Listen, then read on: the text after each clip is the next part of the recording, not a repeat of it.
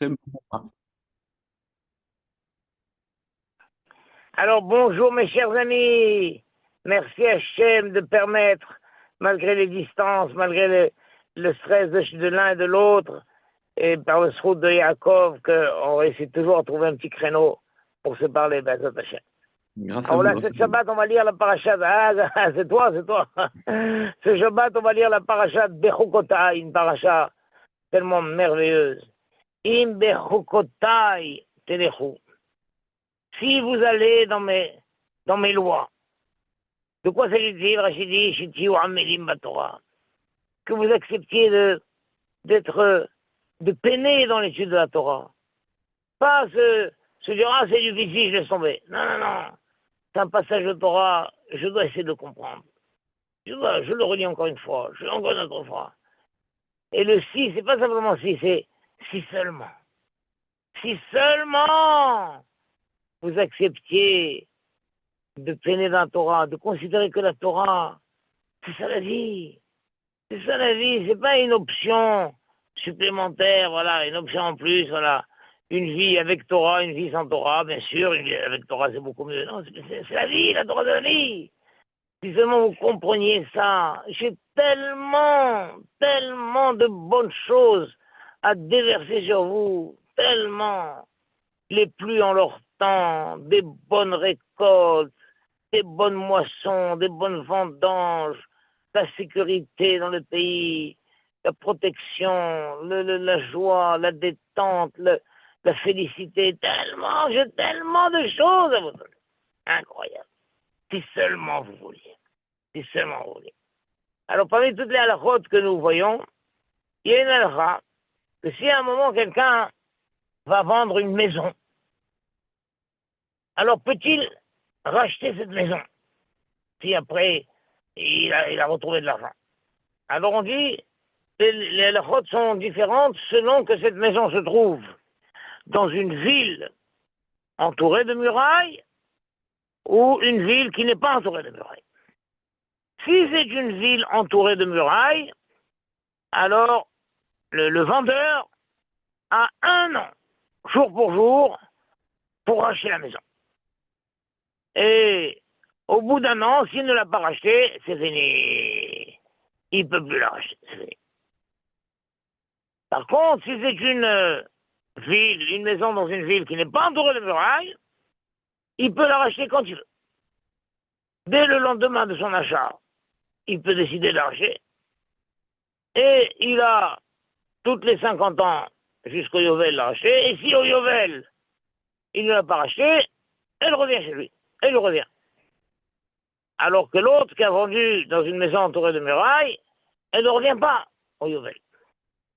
Donc vraiment une différence de la faute incroyable. Alors l'idée est comme ça. C'est que celui qui est dans une maison, dans une ville entourée de murailles, alors si elle est entourée de murailles, cette ville-là, c'est que les habitants ont peur. Ils veillent à leur sécurité.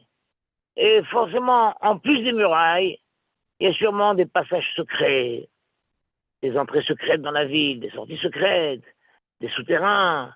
Il y a des secrets pour garantir la sécurité des habitants. Alors quand quelqu'un va vendre à un étranger une maison dans cette ville, les habitants de la ville sont pas contents. Pas contents, voilà, il y a un étranger qui rentre et on va devoir lui dire tous les secrets de cette ville-là. Alors c'est pourquoi la Torah dit non. Pendant un an, ne lui dites pas tous les secrets. Et l'autre, on lui dit, écoute, essaye de racheter ta maison. Essaye de racheter ta maison. Et on te donne un an pour la racheter. Mais si au bout d'un an, tu n'as pas racheté ta maison, donc ça y est, l'étranger qui a acheté, lui, on le considère maintenant comme faisant partie de la ville. Alors on lui révèle tous les secrets, des entrées secrètes, des sorties secrètes, des souterrains, etc. Et toi, c'est fini. Toi, tu peux plus. Tu peux plus revenir. Tu peux plus revenir. Tu avais un an pour la racheter, tu l'as pas racheté, tu l'as pas racheté, maintenant c'est fini. Et même au Yovel, elle ne te revient pas. Par contre, celui qui a vendu une maison dans une ville qui n'est pas entourée de murailles, alors c'est que les habitants ne se soucient pas de leur sécurité. Ils sont tranquilles, ils ont peur, je ne sais pas. Donc il y a ni souterrain, ni secret, c'est ouvert. C'est une ville ouverte. Alors, il a vendu, ça ne dérange personne. Un jour, il va racheter, il rachète. Et on ne va pas le limiter dans son droit de racheter. Non, il peut tout le temps le racheter. Et s'il n'a pas racheté, ben, on lui fait, ça lui revient. Mais l'Agma a dit, mais attention. La définition d'une ville entourée de murailles, c'est quand on a d'abord construit les murailles et ensuite construit la ville. Il y a un grand projet de faire une nouvelle ville. D'abord, on construit la muraille, les passages secrets, les entrées secrètes à dos, et ensuite on construit la maison. Et là, ils montrent que la sécurité, c'est leur première priorité. Mais si c'était une ville construite déjà, sans muraille, et un jour, ils ont décidé de renforcer la sécurité de la ville, ils ont dit, allez, on va construire les murailles. Mais c'est un rajout supplémentaire. Ça n'a pas été leur premier souci. Alors dans ce cas-là, la ville ne prend pas le statut d'une ville entourée de murailles. Le statut spécial d'une ville entourée de murailles, c'est une ville où on a d'abord fait les murailles et ensuite construit les maisons. Alors il en est de même avec la Torah.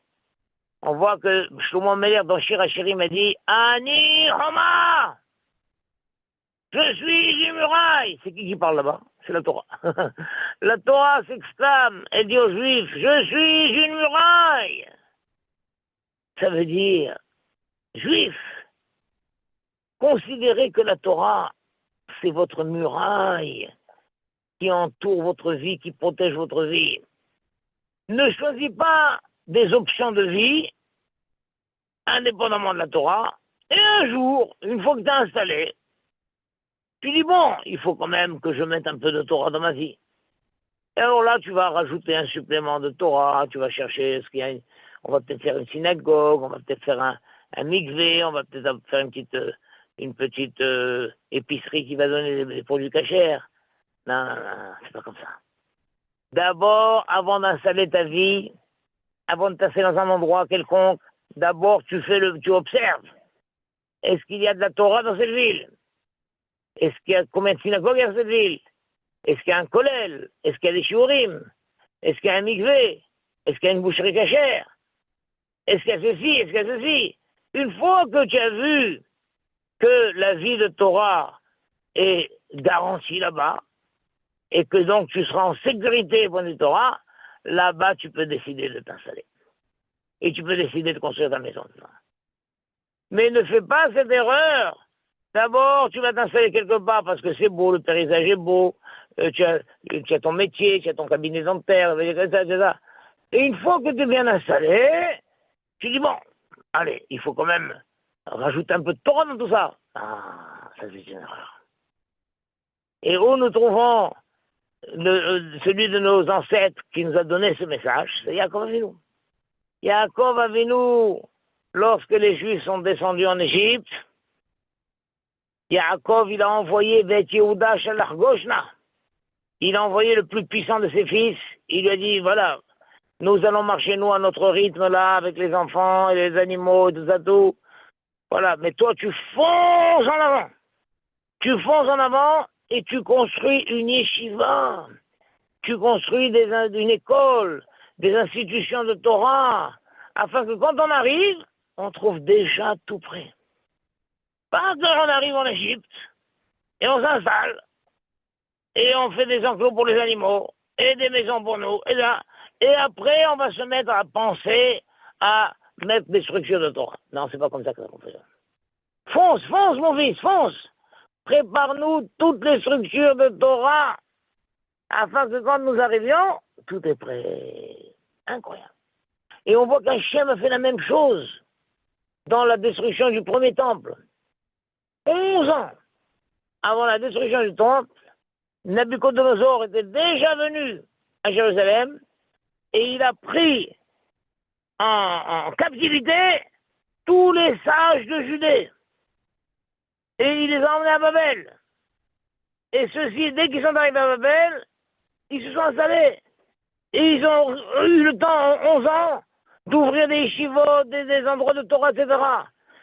Quand après il y a eu la destruction du temple, et le peuple juif est arrivé en masse à Babel, ah, quelle a été leur surprise de trouver qu'à Babel, il y avait déjà des structures de Torah. Tout était prêt déjà. Incroyable. Hachem a fait ça. Pas qu'une fois qu'ils arrivent en captivité, et dans l'installation dure de la captivité, maintenant, il faut réfléchir comment quand même, trouver le minimum de Torah. Non, Hachem a fait qu'ils trouvent. Les sages sont allés, ils ont déjà installé les endroits Torah et les juifs entre eux. Pareil, on a trouvé ça à la Deuxième Guerre mondiale. Incroyable, la yeshiva de Mir, des centaines d'élèves ont fui la guerre et ils ont pris le train qui s'appelait le Transsibérien, une ligne de chemin de fer de centaines de kilomètres qui ne servait à rien. On sait même pas pourquoi elle a été construite, ça. Elle a été construite pour que le jour où les yeshivas vont devoir s'enfuir, ils ont pris le Transsibérien. Ils sont arrivés à Shanghai. Arrivés à Shanghai, ils trouvent déjà un énorme Beth Midrash avec des chaises et des standards et un énorme quoi. Qu'un millionnaire juif, quelques années avant, avait eu ce rêve fou de faire un grand yeshiva à Shanghai. Mais il était resté vide. Il n'y a pas d'habitants, rien du tout, il n'y a pas d'occupants. Et quand ils sont arrivés, ils découvrent un Beth Midrash énorme, tout prêt à les accueillir. Incroyable. Et comme ça, tout au long de l'histoire, les Juifs, leur premier souci, c'est les structures de Torah. Comme ces gens-là, que leur premier souci, c'est la sécurité de la ville. D'abord, on construit la muraille et le passage secret, et ensuite, on construit la ville. Pareil, les Juifs, leur premier souci, avant de prendre une décision, de s'installer, de choisir un métier, de choisir un lieu d'habitation, d'abord, le premier souci, c'est quelles sont les structures de Torah qui existent dans cet endroit. Et si les structures de Torah sont garanties, alors là, je peux décider de m'installer. Incroyable. Et pas comme beaucoup de gens font malheureusement. D'abord, ils vont s'installer parce que ça rapporte mieux, c'est comme ça. Et après, ils galèrent pour trouver une école pour leurs enfants. Et ils font des fois des centaines de kilomètres pour aller trouver un mikvé. Et il n'y a pas de viande cachère, ils se font livrer une fois tous les 6 mois, tout. Et il n'y a pas de minyan. Alors, pour les fêtes, toute la semaine, ils vivent tout seuls. Mais pour les fêtes, ils déménagent. C'est une vraie galère. C'est pas ça. C'est pas ça Pareil, il y avait une fois un archéologue. Alors il est venu chez le Rav Rodenberg. Il lui a dit voilà, moi je suis archéologue, on fait des. Et quand on s'installe sur un site et qu'on a trouvé, on reste des mois là-bas sur le site et on fouille. Et on n'arrête pas, tous les jours on fouille, même le Shabbat. Alors, qu'est-ce que je peux faire pour Shabbat, Rav? Et le Rav lui a dit, monsieur archéologue, ce n'est pas un métier pour un juif. C'est fini. C'est bien. Donc avant de choisir un métier, vois d'abord si ce métier, il est compatible avec une vie juive. Si c'est compatible, tu choisis. Tu vas faire des études. Mais si c'est incompatible, ne te lance pas dedans. Quelqu'un dit non, je me lance dedans, après on verra comment rajouter un peu de Torah dans tout ça. Non. Ça reste une ville ouverte. Ça reste une ville ouverte. Même si cette ville, après, un jour, on voit qu'elle a plein de murailles, le gars dit, la muraille n'existe pas, c'est une ville ouverte. Ces gens-là, quand ils ont construit leur ville, ils n'ont pas pensé à leur sécurité. Après, ils ont dit, bon, allez, il faut en rajouter une sécurité. Mais ça reste le statut de ville ouverte. Voilà, hier à Tson, que tous les jeunes entendent ce message, et qu'avant de choisir une option, des études, un futur métier, un endroit où on va habiter, d'abord, quelles sont les chances de Torah dans cette ville-là? Amen, Ken Yerazon. Amen, Ken Azak. Merci beaucoup. Azak. Ça t'a plu, Rabbi Yaakov? Énormément, ça renforce la Merci beaucoup. Non, merci beaucoup. Shabbat shalom, Shabbat shalom. Bye bye. À bientôt, Merci bye. beaucoup.